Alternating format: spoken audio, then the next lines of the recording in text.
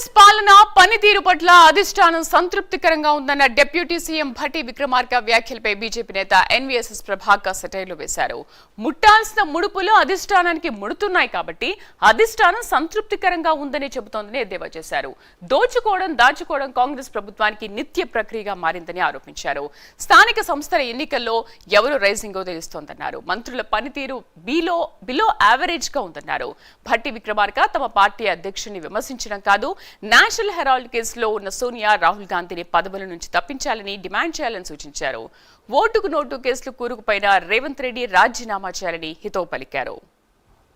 9 నెలల పాలనలో నిజంగానే అధిష్టానం సంతృప్తికరంగా ఉంటుంది. కారణం వాళ్ళకు కావాల్సినటువంటి వాటాలు కోటాలు సకాలంలో సరైన సమయానికి చేరవలసినటువంటి పద్ధతిలో చేరుతున్నాయి కాబట్టి అధిష్టానం సంతృప్తికరంగానే ఉంది.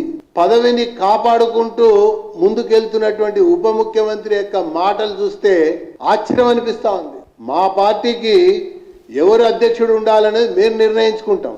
మా యొక్క కార్యకర్తల అభిప్రాయం మేరకు, అధిష్టానం యొక్క ఆలోచన మేరకు మా పార్టీకి అధ్యక్షుడు ఎవరు ఉండాలనేది మేము నిర్ణయించుకుంటాం.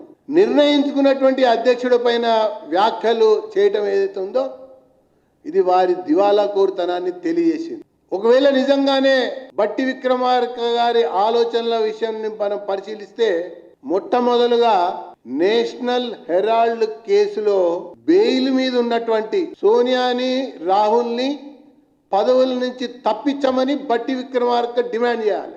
దాంతోపాటు ఓటుకు నోటు కేసులో కూరుకుపోయినటువంటి రేవంత్ రెడ్డిని పిసిసిఐ ప్రెసిడెంట్ చేసి ముఖ్యమంత్రిగా పెట్టుకున్నందుకు వారి రాజీనామాకి భట్టి విక్రమార్క గారు డిమాండ్ చేయాలి.